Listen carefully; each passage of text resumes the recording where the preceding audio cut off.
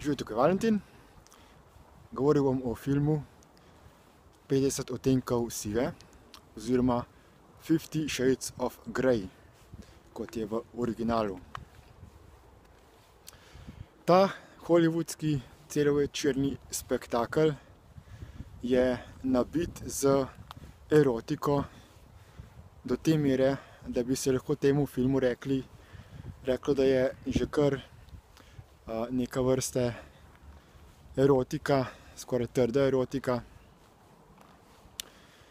In razni taki prizori iz filmov so lahko za navdih mnogokateremu, ki misli, da bo z posnemanjem drugih nekaj v življenju dosegel. Oziroma, da filmi prikazujejo neko realno situacijo, da se je iz njih pametno učiti in posnemati navade teh glavnih junakov. V filmu 50 odtenkov sive gre za zelo intenziven seksualni odnos med bogatim, vplivnim moškim in žensko, ki je prikazana kot precej nesamozavestna, zbegana in se potem temu moškemu pokori in doživlja različne spolne užitke z njegovo pomočjo. Tudi v smislu raznih ekstremnih seksualnih oblik, kot je privezovanje, bičanje in podobno. Številni so ta film gledali, tudi marsikateri mladostnik, in so želeli ta film potem podoživeti v svojem življenju.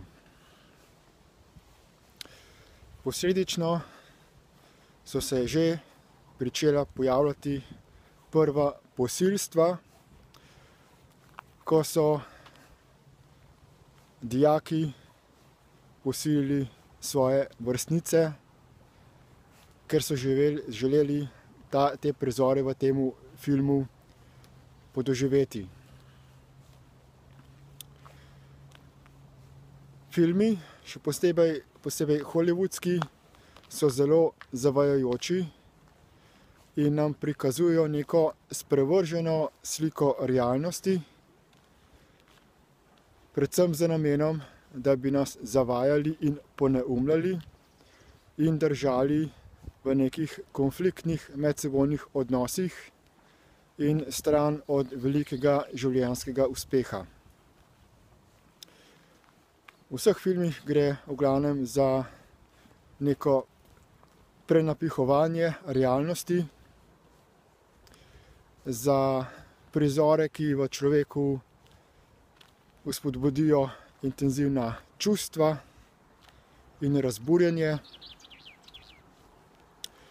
da lahko potem seveda gledalčevo pozornost ohranijo od začetka do konca filma in da se seveda film čim več ljudi ogleda in da se na njemu čim več zasluži. Malo je filmov, ki so resnično poučni in podporni za življenje in ki spodbujajo neke pristne medsebojne odnose. Neresnični so torej miti o tem, da ženske uživajo v podrejenem položaju, da so ženske nesamozavestne, da morajo biti moški grobi, močni, da morajo žensko nadvladati in obvladati. Resnična pristna spolnost se lahko doživi samo, če sta partnerja enakovredna, če si zaupata, če si iskreno sporočata svoje želje, svoja hotenja in se pri spolnosti na ta način obojestransko lahko učinkovito zadovoljita. Predlagam torej vsem, zlasti mladostnikom, naj ne nasedajo na filmske prizore, zlasti ne na pornografske prizore iz pornografskih strani, kajti vse to je zaigrano in igralci in igralke poročajo o tem, kako zelo travmatično je na njih vplivalo to, da so dolga leta igrali kot igralci v teh pornografskih filmih.